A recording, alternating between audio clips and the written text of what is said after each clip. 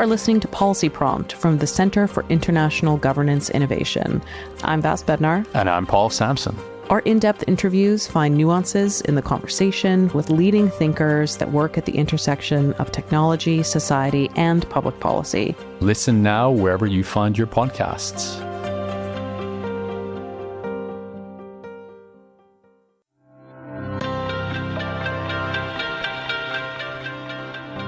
Hey, Paul, can I get a witness? Well, what about a non-human witness? Does that count? It does. But wait, why? Well, there's a growing discussion about post-humanism, whether only humans have the agency or perspective to observe, record, and react to the world. Our guest today explores how non-human entities, like animals, ecosystems, and even artificial intelligence, could bear witness to events. Right, like how my recycling bin knows that I ate candy last night, or when a drone with a camera records an event that no human was there to see. Well, sort of, but do you have that smart bin with the camera or the AI built in? No, but there are some cameras. My neighbors have security cameras. I don't think they're monitoring my candy, but who knows what they're checking out in the alley. They're monitoring the bin. Right? Smart garbage. Well, our guest today is bearing witness to that, or at least some of it. Michael Richardson examines how animals and natural landscapes embody history, trauma, and change. And in that way, they can essentially testify to environmental degradation, climate change, and biodiversity loss. Yeah, and he also discusses how technology like surveillance cameras and AI is increasingly participating in this witnessing process, recording events that shape society and hold significant ethical implications. What I really appreciate about his work is I had never really thought about non-human witnessing before, right? Like beyond forensic information, like DNA and fingerprints and data trails. So he's really expanded my view. Yeah, he's an associate professor of media at the University of New South Wales, and he's clearly a transdisciplinary thinker. Mm-hmm. Among other things, he's directing the Media Futures Hub and the Autonomous Media Lab. Michael Richardson, welcome to Policy Prompt. Thank you, Paul. It's a pleasure to be with you. So thanks for joining us. We're going to start off right away, Michael, with a question to give our listeners a little more background about yourself. Could you say what brought you to where you are now in your career, or what kind of passions even have driven you, potentially even beyond your work? I think I've always been driven by questions of justice and of transformation in the social, cultural, and political world that we live in, and trying to work towards a more just world. So before I was an academic, I was a political speechwriter. I actually wrote speeches for Canada's Jack Layton, the former leader of the NDP.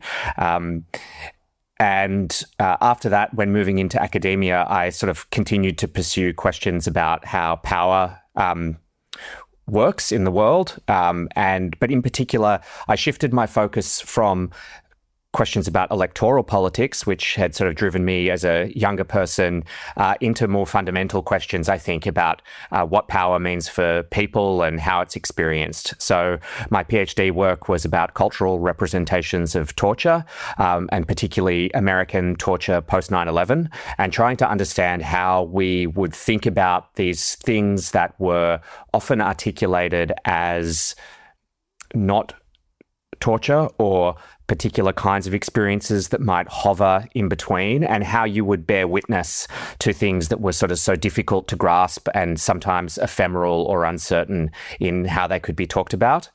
And that work has then evolved and led me more towards questions around technology, warfare, and climate change in particular.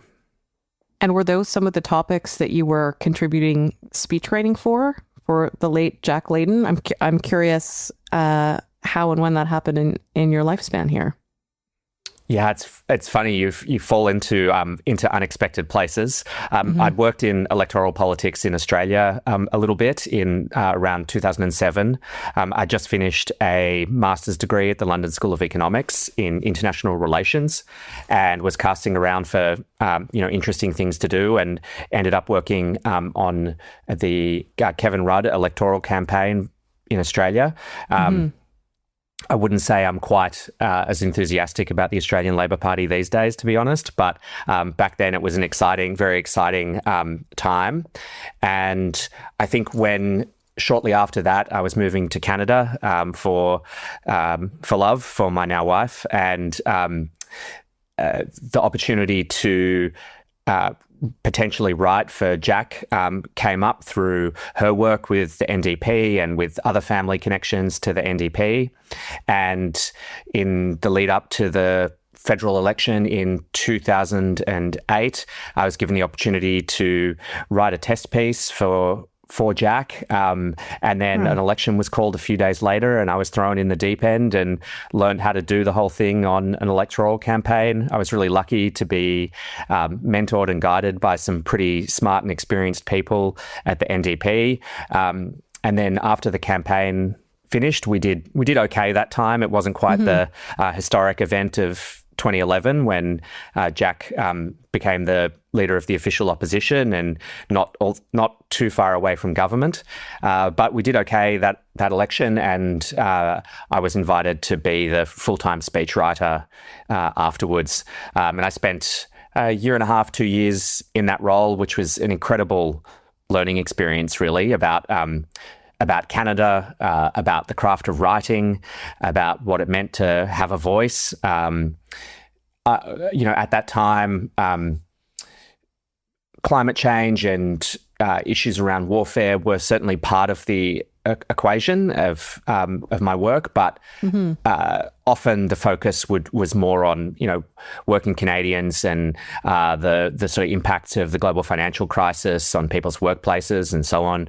As you might remember, it was a time when mills were closing. Steel towns were under enormous pressure, and Jack and the NDP were really focused on speaking for those constituencies. Because of their reckless economic policies, we've now posted the worst deficit in history. We've got a terrible job record, and they have gutted the fiscal capacity of government to address the issues that we're facing. How did they do I learned a lot about Canada and about those issues and so on, but I think importantly for me, I learned a lot about writing and about the kind of demands of being a professional writer. And academia is a different game, but I think that experience of writing kind of on command and for lots of different audiences has stood me in really good stead. And while the book we're talking about today is certainly kind of academic and theoretical in nature, it's driven by big concepts, and it's not necessarily intended for a huge public audience. I do try and write in other modes as well, and I hope that even when I get into the dense theory world, it's still clear enough to be comprehensible. That's a great way to start. And I did meet Jack Layton a couple of times, and once at a climate conference, and I've never heard anyone say they didn't like working with Jack Layton. Like the guy was truly a universal person that everyone truly liked. So let's jump in a little bit to some of the concepts that have evolved, with your trajectory. A lot of the work that you're doing is cutting across issues relating to the environment or climate change, data, and now increasingly algorithms and war. The question that we were wondering is this a holistic framework that has evolved for you about how you picture the world and how you seek to understand it? Or is there something else behind this frame? Like, what's behind the frame that you're using? I think the thing that underpins and unites all of my work is an interest in relationality, or how things are connected together. And I don't mean connected together in a sort of loose way, or in the way that's like analogous to a network or another kind of metaphor that might be common today. I mean that in a really sort of fundamental ontological sense. Like, I think that the world is composed of relations and connections and things that knit us all together and knit the ecological world into the more human world, into the technological world, and so on. And so in all of my work, I'm trying to think relationally and explore things across these kinds of modes of connection, which I think can be rich and dynamic and fluid. And so when I'm looking at things like witnessing and other more specific manifestations of the way we make knowledge or the way we perceive the world or the way we know about them, I'm always resting on and drawing on this idea of relation, that all things are connected to one another. So the work I've done most recently about non-human witnessing really orients a relational perspective on how we make knowledge towards this specific question of the role of the non-human in the making of a particular kind of knowledge. In other work, I've looked at, how does embodied experience of the world, so how does our kind of affective and emotional life and our affective connections to the world around us, how do those things shape the way we witness and testify to experience in the context of torture and political violence, for example. But in the new work, it's sort of more oriented towards the non-human and the technological and ecological, but still with that sort of guiding ethos of the relation. I guess an important thing here for me is that I really see theoretical concepts like non-human witnessing as strategic interventions rather than sort of enduring descriptions that I want to have maintain a significance in a kind of static form in the world. I think that like theories and frameworks and stuff should help us make a better world together rather than be something that just like sits there forever, structuring the way we think about things.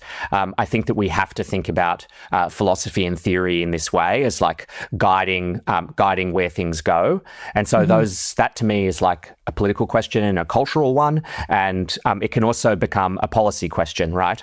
About like, well, how do we actually make manifest those things in the world of government or in the world of social policy, etc.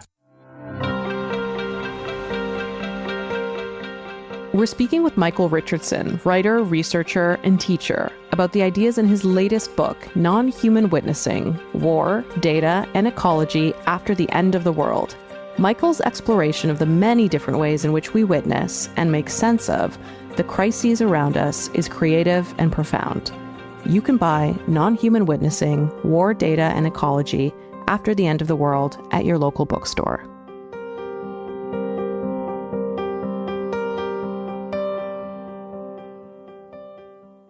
Speaking of making worlds better, the book, I know we've already said the title, but it has After the End of the World in the title. Is this intended to capture the various or different worlds from the perspective of groups or individuals or, human and non-human witnesses? And maybe what can we learn from Indigenous knowledge in this respect? That's a great question, Vass. Yes, the end of the subtitle, After the End of the World, is really about trying to locate the book in two different senses of the end of the world. One is the sense that we are already living in catastrophe induced by human-made anthropogenic climate change. We know this from the predictions of climate scientists and the findings of the IPCC and various other bodies that we are hurtling through the 1.5 degrees Celsius average temperature lift. We're likely going to crash through the 2-degree limit. And so in a certain sense, we are really fundamentally already in the space of the end of the world as we have known it. Things will necessarily change and probably quite radically. So that's one sense that I wanted to locate the book in, is this idea that catastrophic futures aren't in the very far distance, but they're already being experienced. And another dimension of that is that they have already been experienced for hundreds of years by many peoples. So you mentioned, Indigenous knowledges and experience, and this is certainly the case. I mean, the Potawatomi scholar Kyle White has written quite eloquently about the experience of First Nations people in North America and Turtle Island. And talked a lot about apocalypse, and talked a lot about the sovereignty, the vision of tribes that, for us, our worlds had ended multiple times through colonialism, but we persist, have goals and visions, are doing all sorts of amazing things in the world to resist, fight back, and show a better way to live.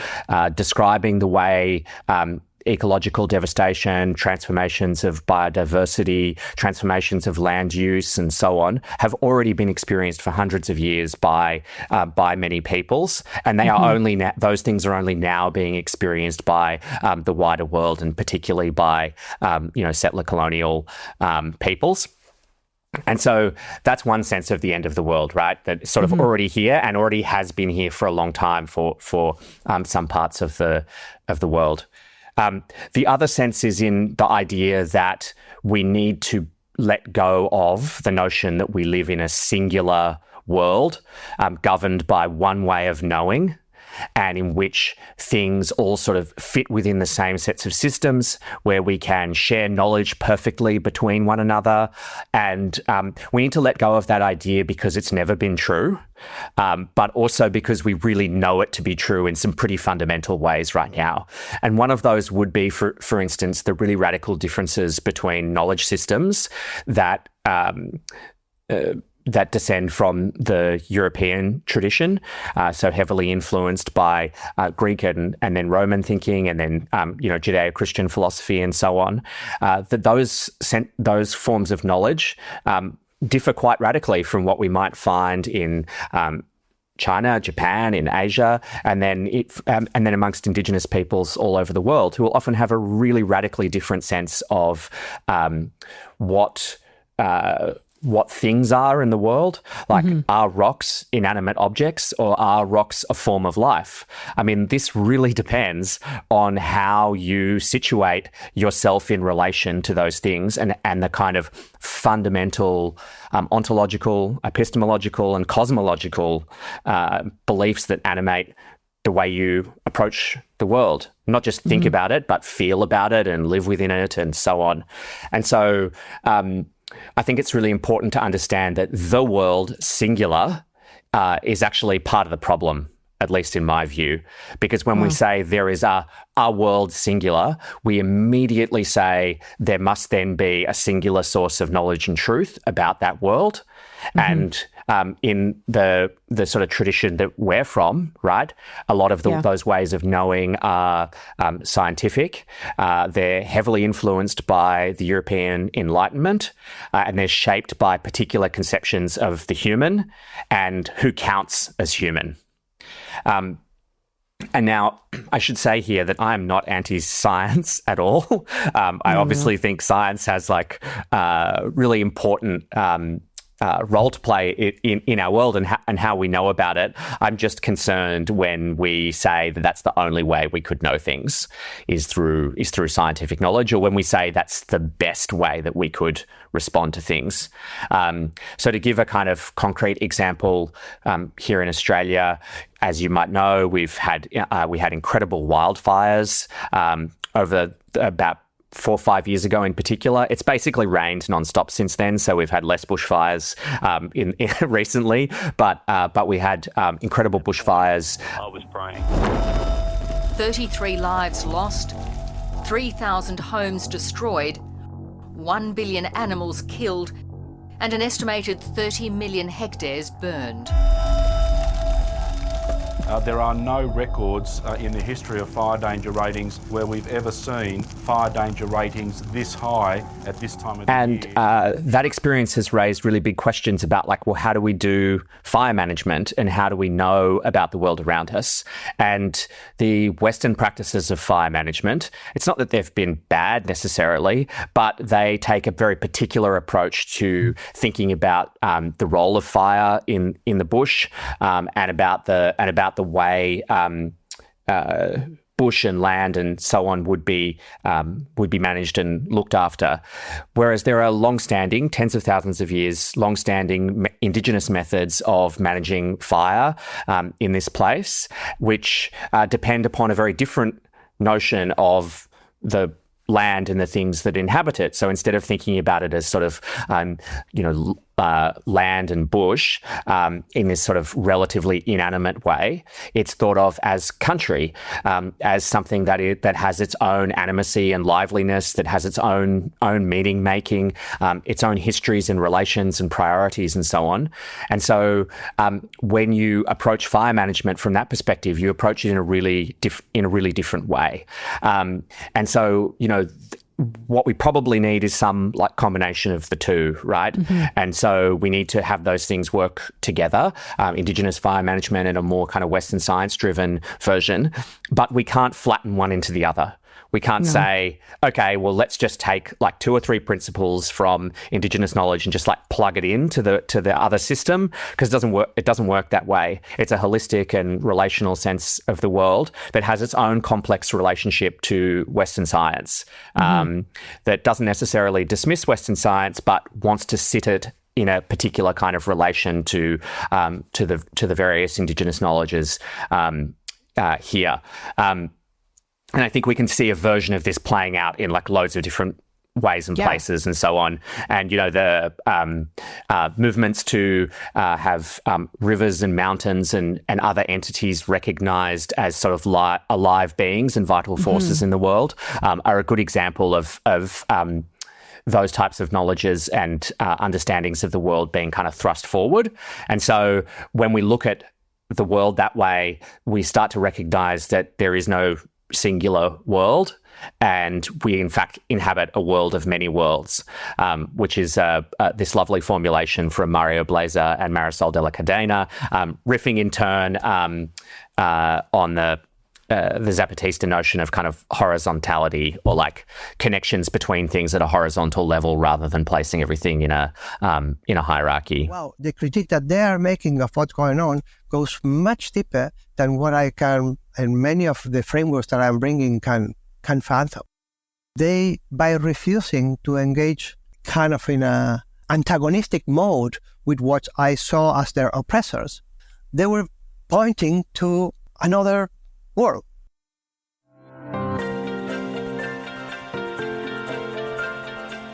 Policy Prompt is produced by the Centre for International Governance Innovation. CIGI is a nonpartisan think tank based in Waterloo, Canada. With an international network of fellows, experts, and contributors, CIGI tackles the governance challenges and opportunities of data and digital technologies, including AI, and their impact on the economy, security, democracy, and ultimately, our societies. Learn more at cgionline.org.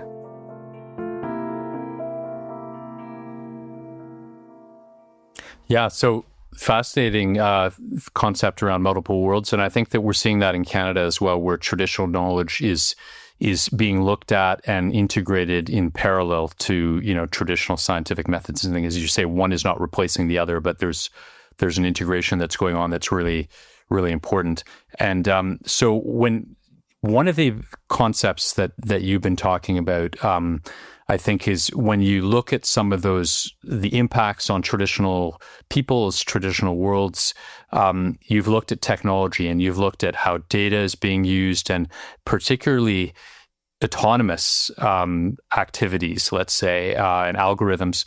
And I thought there was a really powerful notion of algorithmic enclosure, which sounds like it, to go back to the multiple worlds, could threaten some of those worlds, or at least the sustainability of those worlds. And so is there a way that you can describe algorithmic enclosure and maybe just what you mean and some examples around that idea?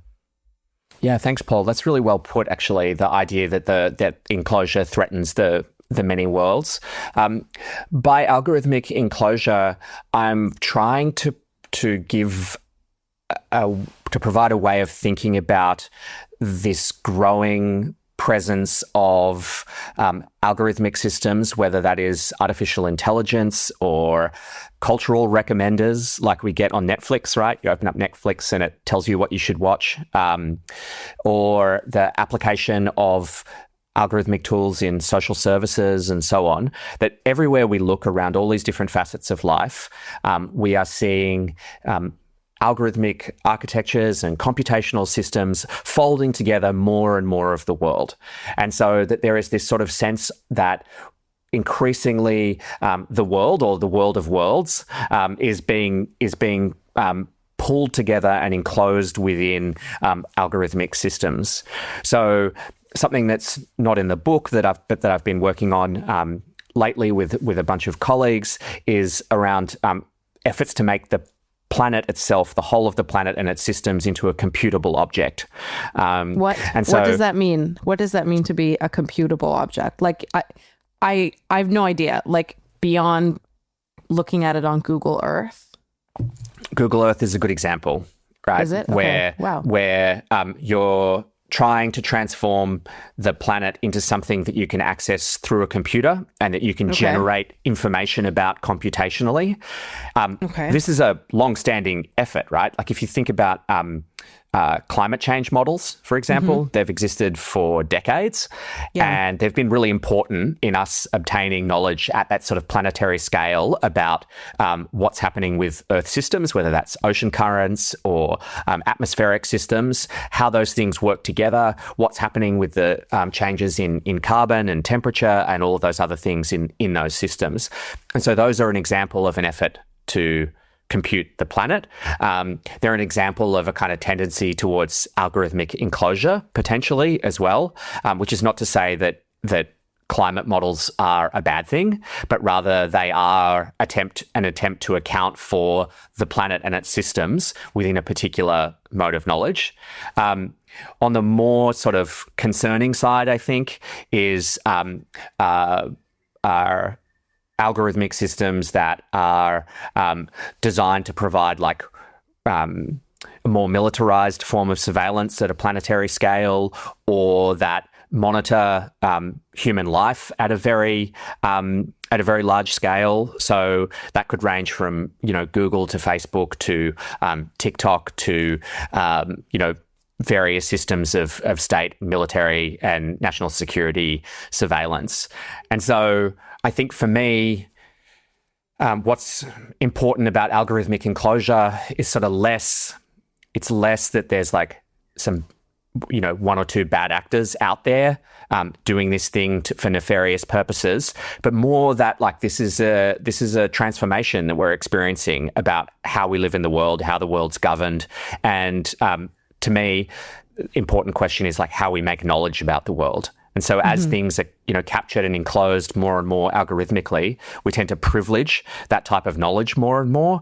And the move within government or within militaries or wherever is increasingly towards relying on those types of systems to inform decision making, which has implications for people all over the world, and often in ways that they don't recognize as well.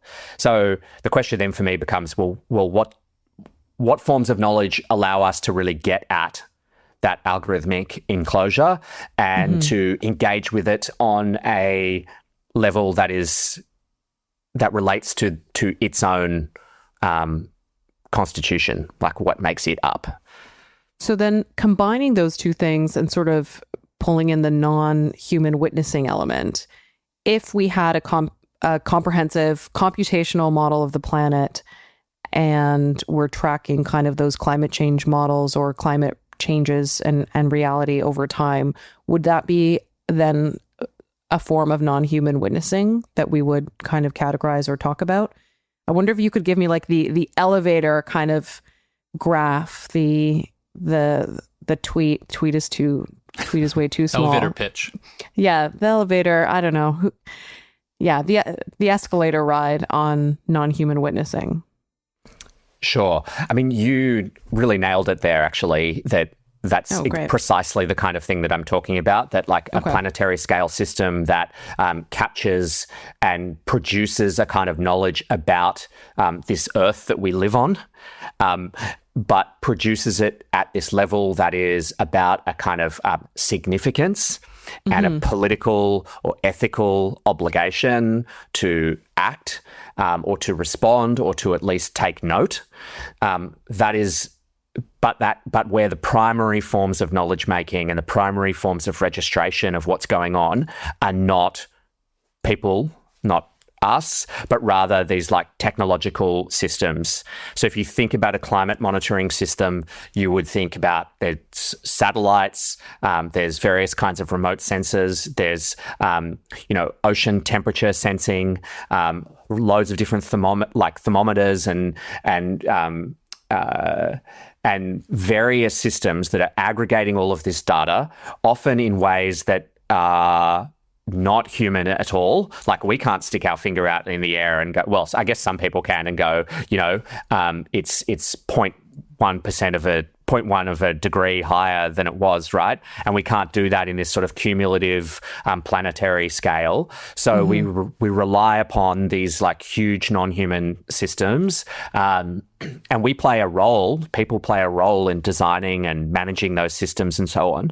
But ultimately, the forms of knowledge that they're making and the kind of witnessing they're producing of a world in flux, a world in change, a world potentially under threat is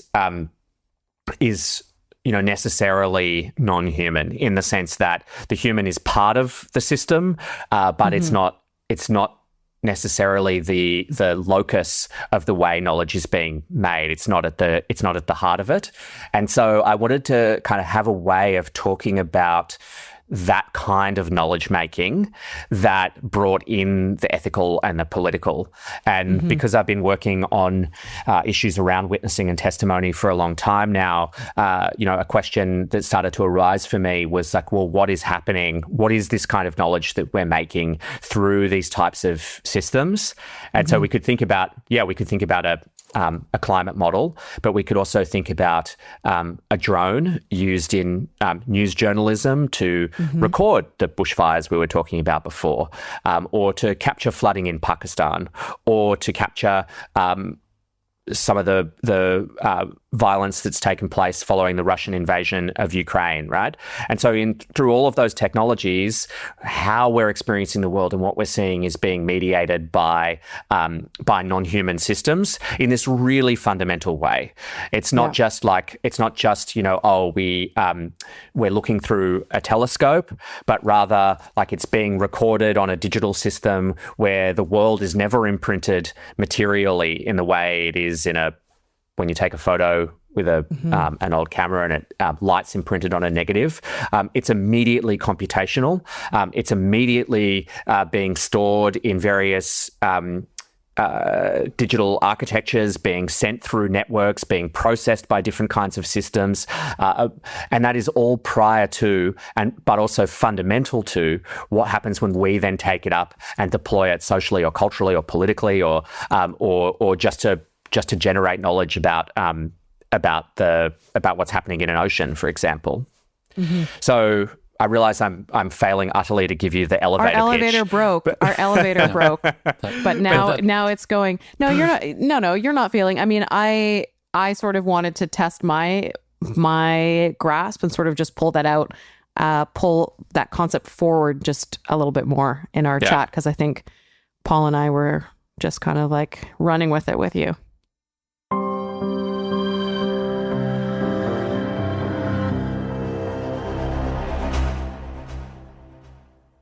There's a fascinating parallel here to the debates around artificial intelligence, and inevitably we're going to go there, right, in this conversation.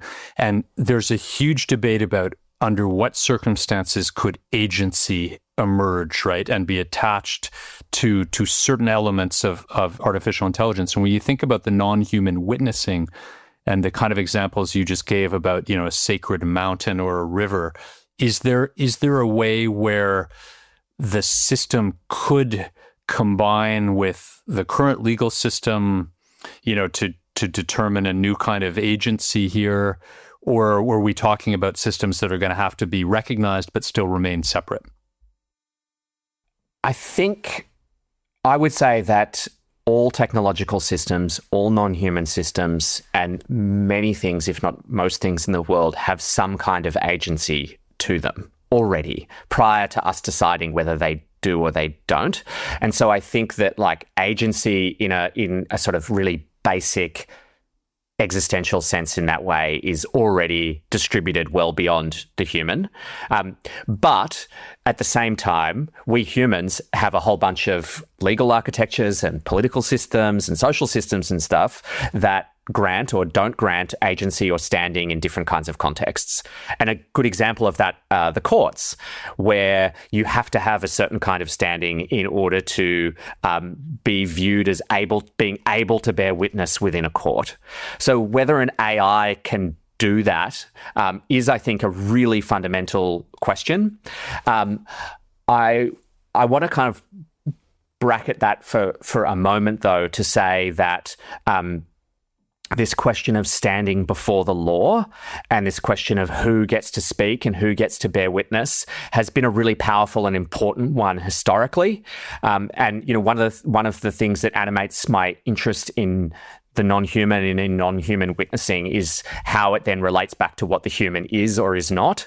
And I think an interesting thing to me is that who gets to count as human has often been intimately related to who is allowed to bear witness.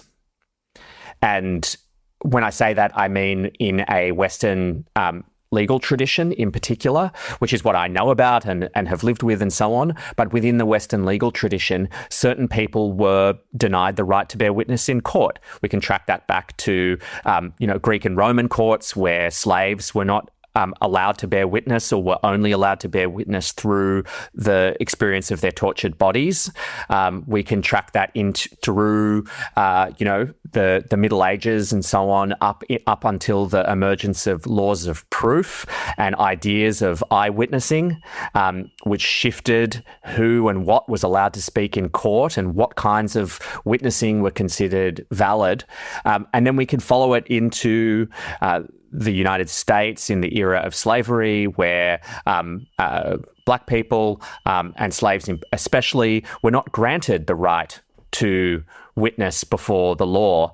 And this was part of what separated like the chattel slave from the broader category of the human, which was like given over to the slave owners and settlers and so on of North America. And you could follow a similar story in Australia, in South America, and in other places around the world. So the reason I mention this is that like this category of the human and the capacity to stand and bear witness in a court and to kind of be deemed to have agency is like a deeply political one. And it's one that we have sort of grappled with and done violence through for a really long time, right?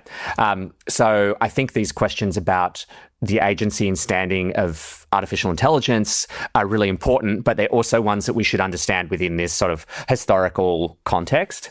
I'm always, to come back to the original question, Paul, I'm always a little hesitant to try to speak about the legal world. I work with a bunch of legal scholars on various projects, and I wouldn't want to say anything that that gets me in too much hot water with them. But I would say that I think that this question of contestability and of being able to bring something into the space of the public forum, whether it's the court or the legal court, or whether it's the court of public opinion or wherever it might be, is a really important issue to reckon with. I think it's something that the non-human witness is an important part of. Whether we get to a point where we say, well, AI has agency and standing and can answer for itself, I think is like in some ways less a question about AI and its capacity and more a question about the kind of frameworks that we want to apply to what it knows and does. This is like in some ways. One way to think about this would be with the famous Turing test of whether an AI system can fool a person into thinking that they're speaking to another person rather than an AI. We're probably well and truly past that point, at least in some respects and with some systems. But I think whether we count things as having a kind of standing before the law is actually something really fundamental for us to work out. My suspicion is that it's sort of already happening in the sense that, AI systems are already being asked to account for themselves in certain ways. I think, with apologies to all of those legal friends, I won't remember the actual cases, but there's been a couple of cases in the US where AI systems have been asked to explain their own choices and determinations. I didn't know that. I don't know what I don't recall what the details of those are. So That's okay. I'll leave it to you guys whether you cut this particular bit from our chat or not. I mean, Michael, my understanding is that you're experiencing a new form of witnessing because I think either you can't see me or I stay frozen, but I can see myself and I'm here. So maybe sort of extending that in terms of who or what can hold standing. I wondered, kind of looking ahead, what these new forms of witnessing could mean for our collective history, storytelling, and memory making. What could this look like in the future if we're looking back even on some of those cases and having these machines and machine systems be part of having standing and bearing that witness? I hope that we get to a point where we have a much richer, more diverse, more plural sense of what counts as knowledge and where it can come from and where ethical and political obligation might reside and where ethical and political capacity and agency and so on can sit. And by that, I mean that I hope we get to a point and we can, if we are imagining ourselves as a sort of future historians, that we could look back and say, a really important transformation that we went through in the 21st century in its early part was to be able to shift the grounds of who gets to testify, who gets to say this matters, or what gets to say that certain things matter, and that we end up in a place where we don't place such an enormous privilege on the narrow sense of knowledge that we humans can acquire, and where we consider more fora, more places, and more modes of knowledge to be powerful and legitimate and able to matter in their own right without being equated to or reduced to the dominant systems that we already have. I think when I look at issues around artificial intelligence, for example, or around certain aspects of governance, we often see a really strong emphasis on transparency or explainability and other types of concepts. Those can be helpful in certain ways, but they also demand that things be transparent according to a particular way of thinking or a particular place that one stands. And I think we have to take seriously the idea that transparency doesn't always help us. And sometimes what transparency does is it simplifies and reduces the richness of the world into ways into things that can be clear according to particular frameworks or particular ways of understanding. And I think that's risky because, we talked at the top about Indigenous ways of knowledge, for example. We've touched on how various types of computational systems work. But we could also extend this to the kinds of insight and knowledge making that happens through arts practices or through collective events and protest and so on, that isn't necessarily reducible to transparency and accountability and so on. And so I think a really important thing is to understand the importance of opacity and of not knowing and of being okay with not knowing and working out how we can kind of go forward with opacity kind of built into the way we approach governance, the way we approach rights, the way we approach who gets to know and speak and so on. Now, that gets really tricky pretty quickly when we're like, well, does the AI system have a right to opacity? And what rights do we grant to the technical systems that we have made? Those technical systems might acquire knowledge and make determinations and propose things to us in ways that we don't understand at all, right? The famous sort of black boxing of the machine learning system, for instance, where we actually don't know why it is producing the outcomes that it's producing. Like, we know at a certain level, but as soon as we ask, like, why this specific outcome, it is impossible to know that because that's obscured in the hidden layers of the systems themselves, and no one can actually pull that back out. So there is a certain opacity built into these systems, but is that something we want to grant a quote-unquote right to in the context of artificial intelligence and other technological systems? I don't know. I don't have a good answer for that, and I think it's a collective problem and one that we should be working towards together. To me, that question about opacity is much more straightforward if we're talking about more than human ecologies or non-human animals or other forms of knowledge that are sidelined by the sort of dominant paradigms that foreground, quantification, scientific knowledge and computability and so on. There, I think, we need to understand that, like, there's really important knowledge making that happens through art, through storytelling, through indigenous forms of knowledge, through many, many other dimensions where we will not get it reconciled cleanly and neatly with the dominant ways we have of grasping the world right now. So I think we need to get to a point where what counts as witnessing, what counts as like this fundamental means of knowledge making is broader, richer, more diverse, but not flattened out into just being all the same thing. You're listening to Policy Prompt, a podcast from the Center for International Governance Innovation. Policy Prompt goes deep with extensive interviews with prominent international scholars, writers, policymakers, business leaders, and technologists as we examine what it means for our public policies and society as a whole. Our goal at Policy Prompt is to explore effective policy solutions for pressing global challenges. Tune in to Policy Prompt wherever you listen to podcasts.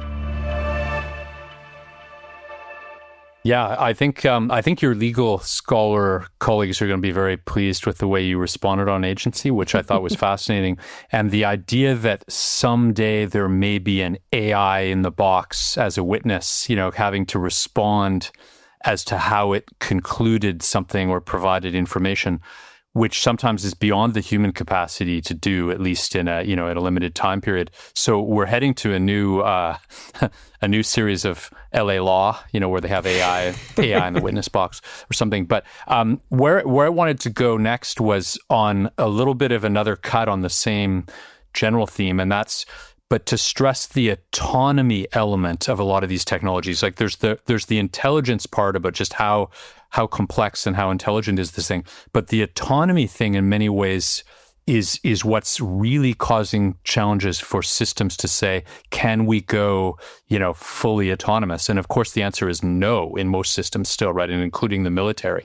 But you've talked about some examples that are quite spooky, right? Like and documented in horrific ways, right? Where a single technology, whether it's a Reaper or something else, has so much powerful system that the human kind of counts on it, and it's still human in control, but not really, right? Like that, and so that autonomy sense seems to potentially be more significant than the AI aspect. Do you want to say anything about the autonomy element of these things?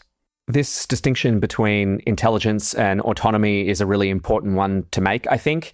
The tendency in the popular media, and honestly, I think in a lot of the academic discussion as well, tends to be around the degree to which technical systems are intelligent or not, whereas the the degree to which they are autonomous or not is maybe one that is more immediate and one that has more significant ramifications in the world around us.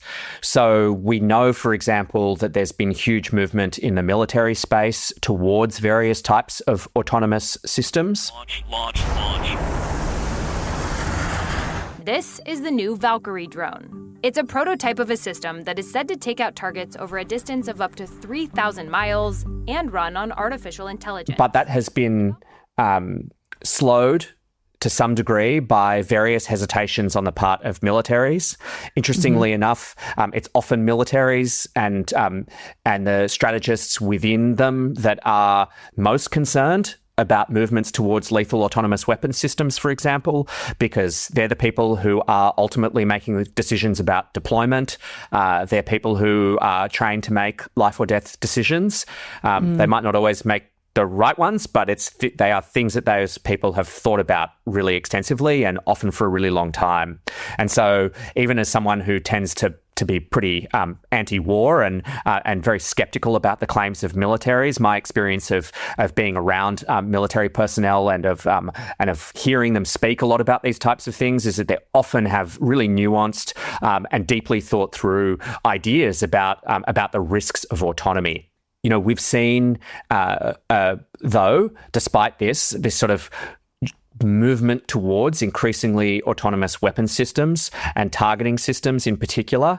A lot of the hype that we encounter is about the threat of like killer robots, for example, that there'll be sort of, robots marching around with guns replacing flesh and blood soldiers, or that there'll be, robot micro drones flying around.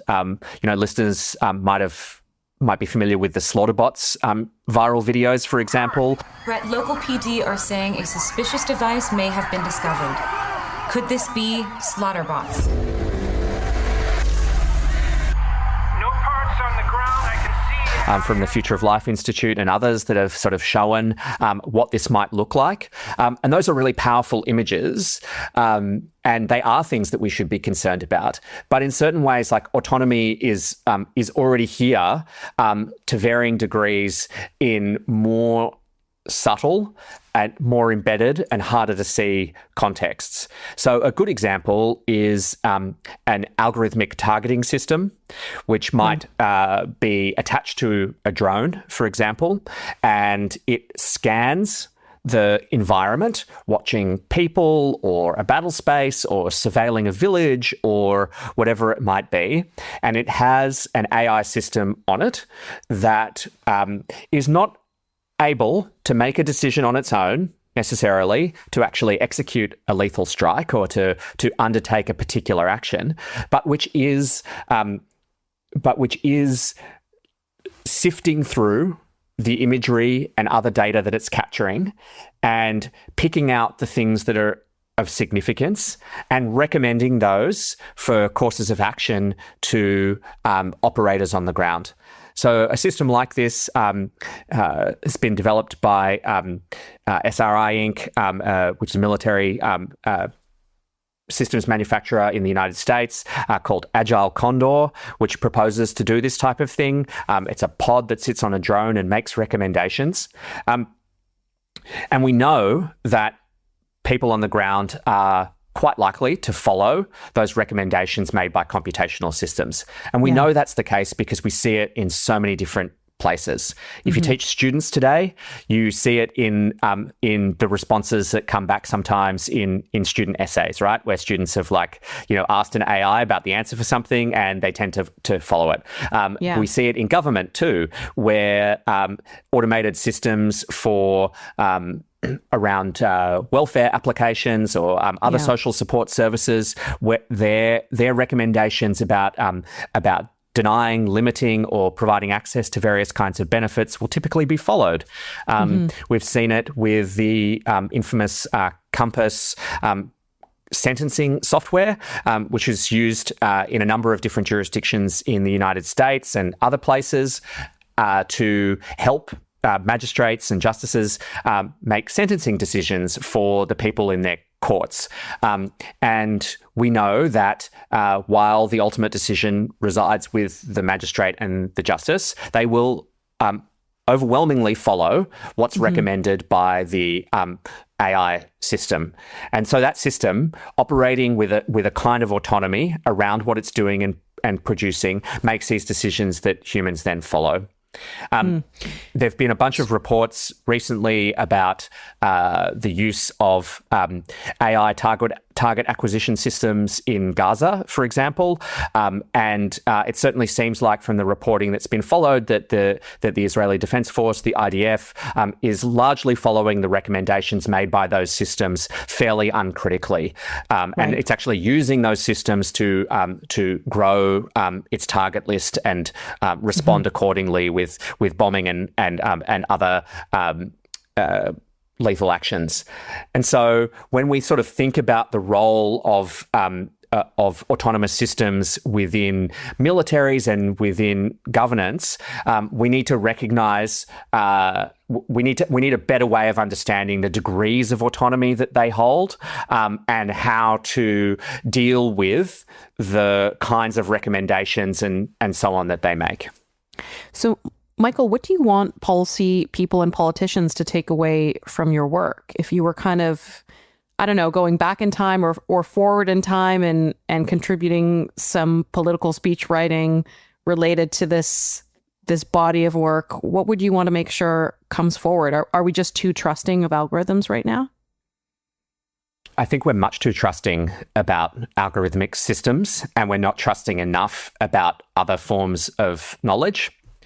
So I think there is skepticism for sure in policy circles and in government about the role of AI, and I'm not so sure in Canada, but here in Australia, there are endless government inquiries at every level about how to deal with AI, what its potential negative effects are, what the potential benefits are, how to do it responsibly, what safeguards to put in place, you name it. I have colleagues who are producing these sorts of submissions all the time. And quite rightly, no one quite knows what to do yet, right? The field is changing all the time. And so there's a sort of desperate need to grapple with these systems. At the same time, I think that while that sort of uncertainty is still very strong, the growth in the role of computational systems, a version of what, Paul highlighted from the book as algorithmic enclosure, is kind of has already taken hold. So, my sense, and I should, foreground here that I'm not a policy analyst, and it's not my background as an academic or professionally prior to academia. But my sense is that, quantification and computational knowledge and statistical knowledge and so on is a really strong driver of how policy gets made. And so I think if I was in that position of the sort of future historian that we've played with before, I'd be hoping that to look back and see that that a shift was made in the evidence grounds, the evidentiary grounds of how policy is produced, where the weight given to statistical information and quantification and computational systems was diminished, not discarded, right? I'm not anti those things necessarily. I just think that over-privileging particular forms of knowledge is dangerous. And what I would like to see is a much greater emphasis on lived experience and on non-human forms of experience. And to me, what I would think of as non-human witnessing. So forms of knowledge that get produced through events and encounters and so on, where the main production of knowledge is happening through some sort of non-human entity, whether that is an algorithmic system or an environment like sand that turns into silica when a nuclear explosion takes place, or whether it's through forms of knowledge and ways of thinking about the world that have not traditionally been privileged. And so I think if we did see that take place, the way policy happens would be different. And I think the way it's targeted would be different. How that would play out, like what policy would look like in that kind of future, is a hard thing for me to say with any kind of confidence. But for me, the question is about like how we make knowledge. Yeah. And what are the things that we privilege in the making of knowledge? What are the processes we put at the foreground? And I think at the moment we place a really heavy weight on human knowledge, and in particular expert knowledge. We place a really big weight on computational knowledge and statistical knowledge, and not enough on lived experience of people, but also not enough on non-human forms of knowledge that are not readily reducible to statistics.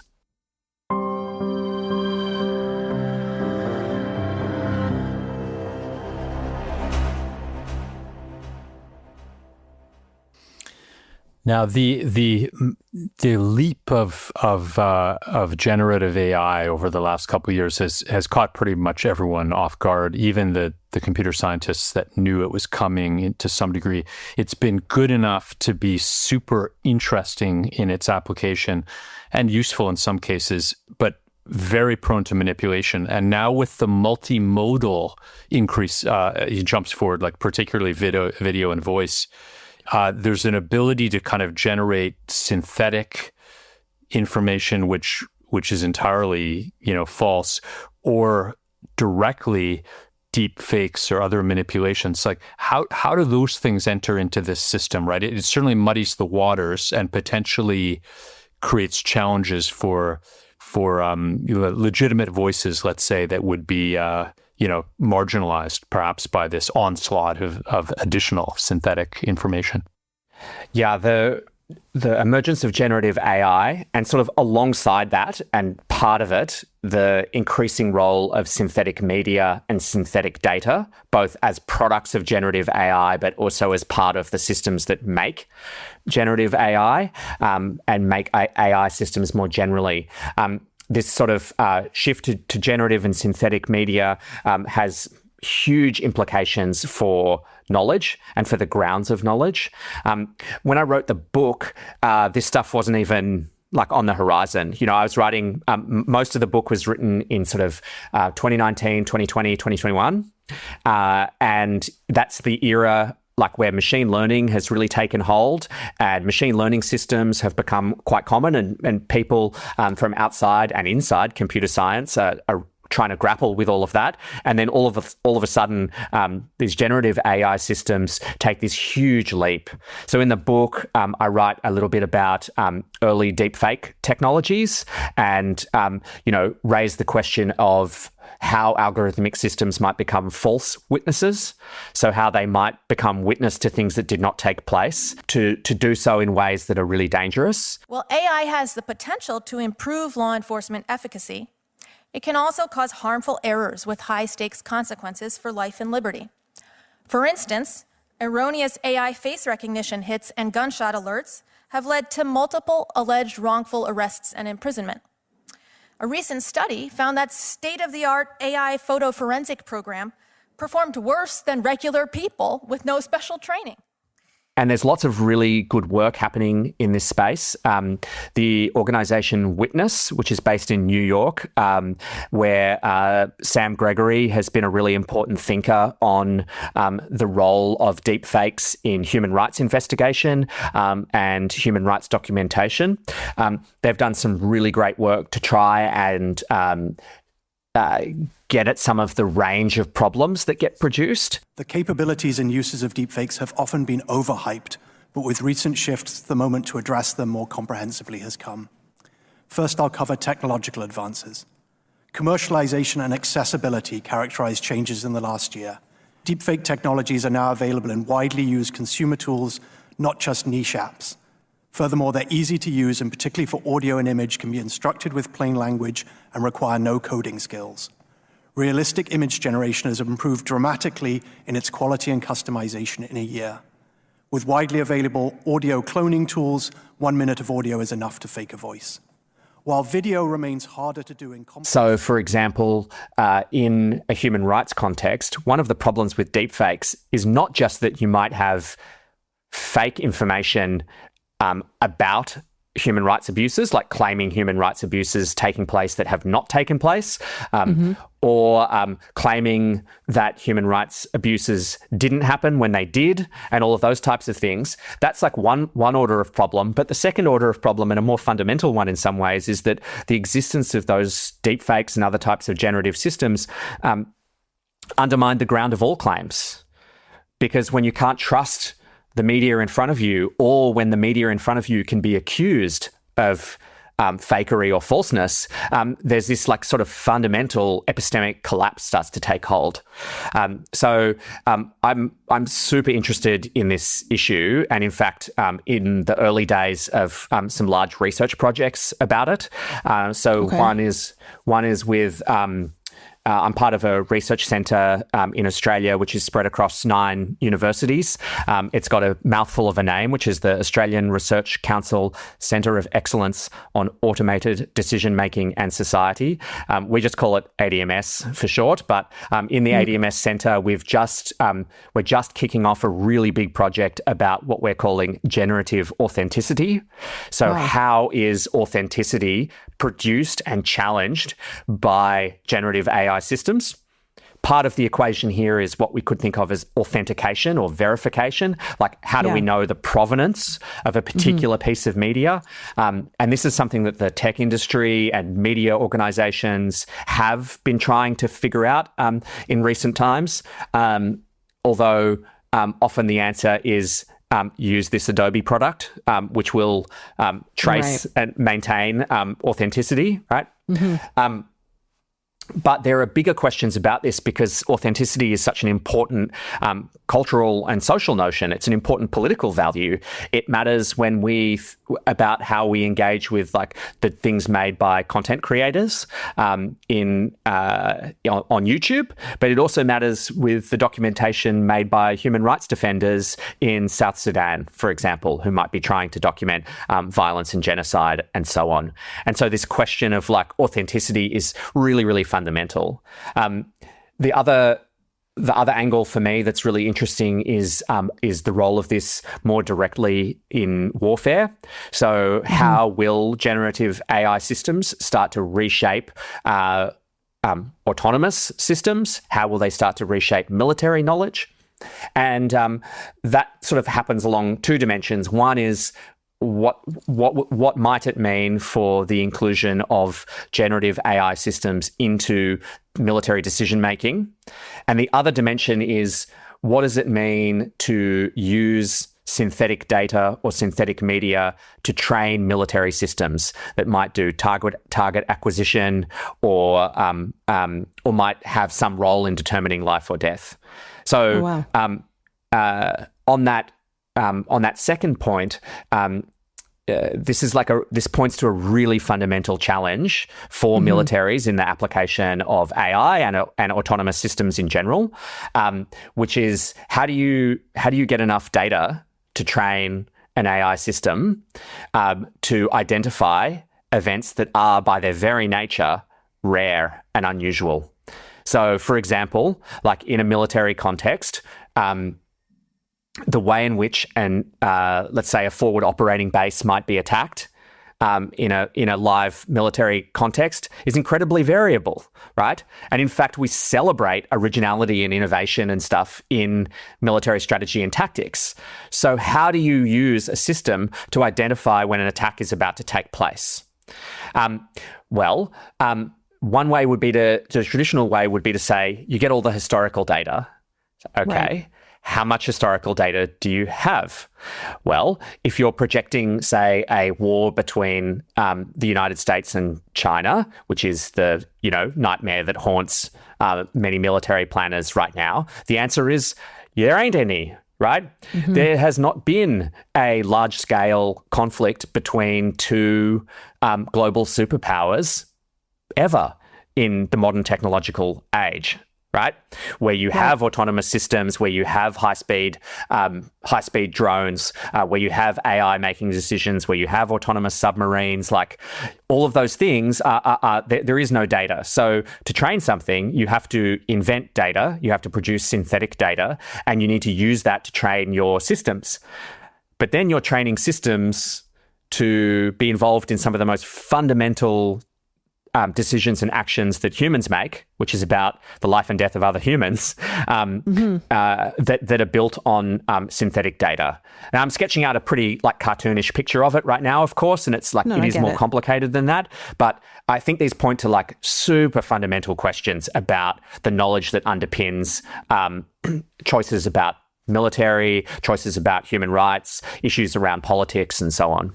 Michael, your work is so anticipatory and forward-looking. You kind of anticipated what I wanted to ask you to round out. So I'll just say the question. But we were curious about what else you're working on now and the other directions that your research is taking you. So thank you so much. We'll look forward to reading more of it and being challenged and kind of having our minds stretched.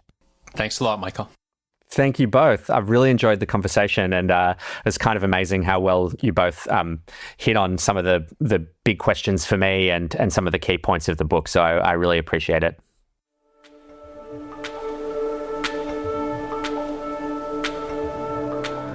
Oh, wow. I loved his Canadian connection. You know, when I was reading Michael's work, it actually had me longing for a graduate seminar that I could discuss it in.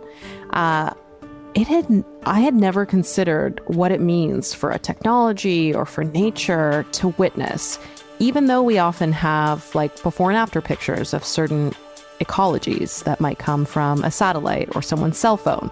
I'm thinking of the recent Jasper fire, for instance.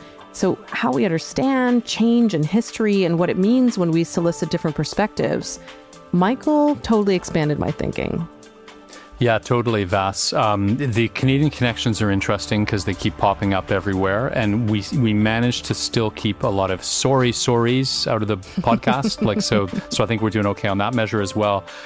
This opened my eyes a lot as well. Frankly, at the beginning, I didn't really know what to make of the book. It seemed like a little bit impenetrable in the first kind of instance to me. But then as I got through it more, I started to get it. And then he did a great job of really clearly articulating kind of what this is. And as you say, what struck me was this accelerating frequency of the separation between the human and the non-human that we're seeing more and more, both in terms of control and the outcomes. And the consequences of that are huge, right? For facts, for events, even for how history kind of gets recorded and recanted or recounted, I guess both. And I liked the way Michael explained things. So that was super interesting for me.